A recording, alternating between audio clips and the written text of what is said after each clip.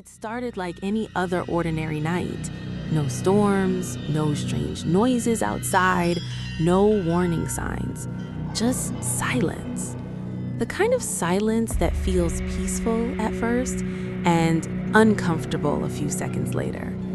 I was lying in bed, scrolling on my phone, slowly getting tired. The lights were off. Only the soft blue glow of the screen illuminated the room. Outside my window, the city was quiet. Even the usual distant traffic noise had disappeared.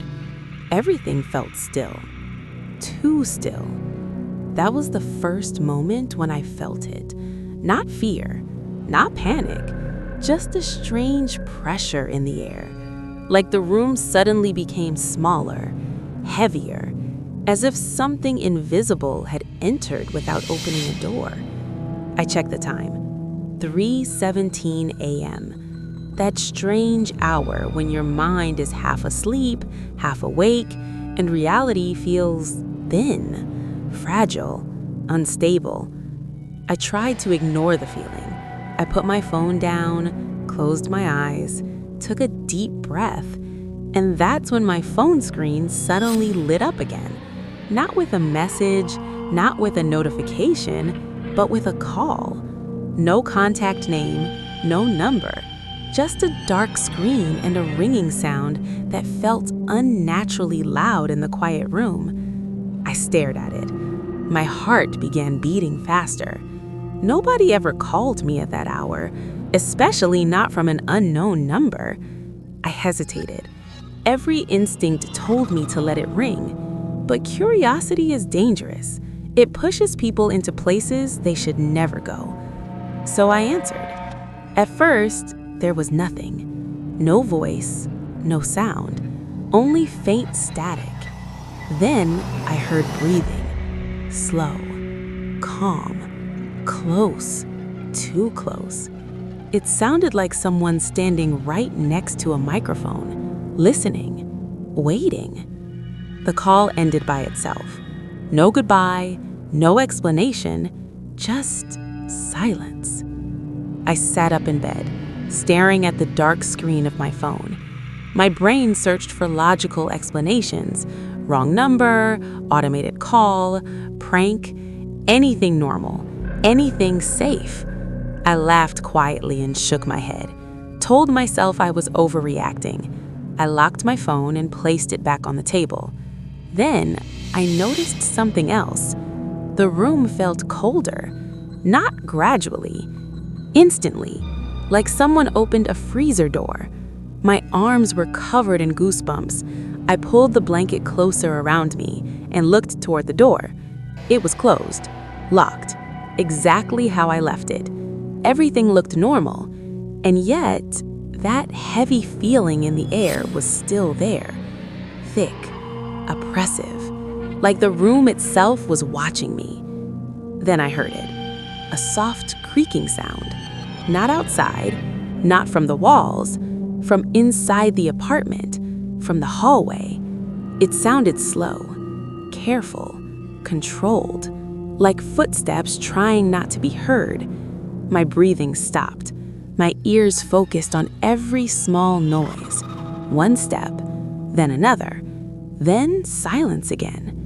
My heart was beating so hard I could feel it in my chest and throat. I grabbed my phone and turned on the flashlight. The bright white beam cut through the darkness of the room. I slowly stood up and walked toward the bedroom door. Each step felt heavier than the last. My hand reached for the door handle. I opened it slowly. The hallway was empty. No movement, no shadows, no person. But the air there felt even colder, stranger, unnatural, like something invisible was standing right in front of me. Suddenly, my phone vibrated in my hand. Another call, same unknown number.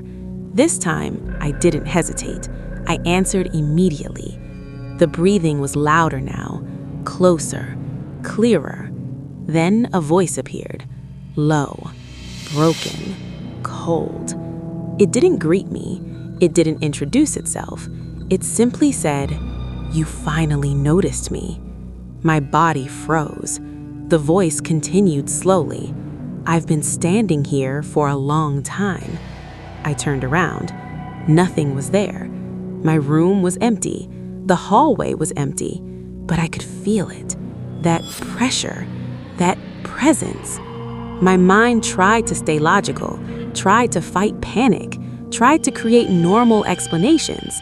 But logic collapsed when the voice began describing my apartment, the position of my bed, the lamp near the window, the small crack in the wall, the old chair in the corner.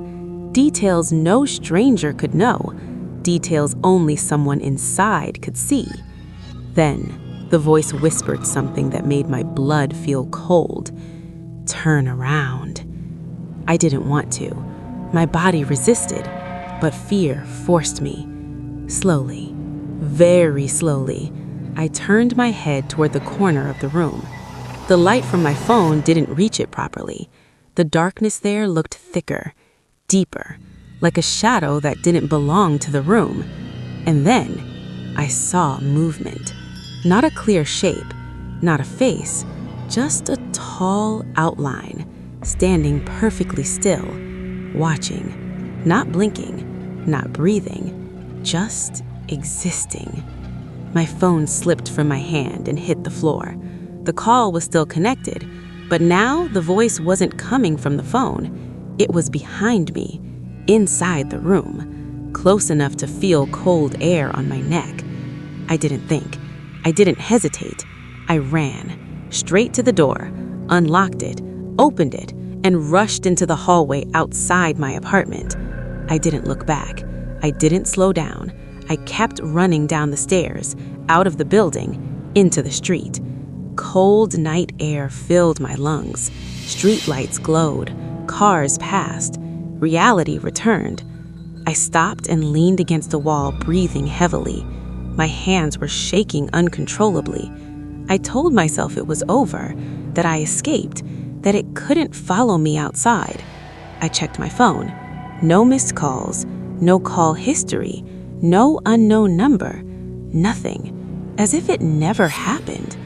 I went to a friend's house that night and didn't sleep at all. The next morning, I returned to my apartment with someone else.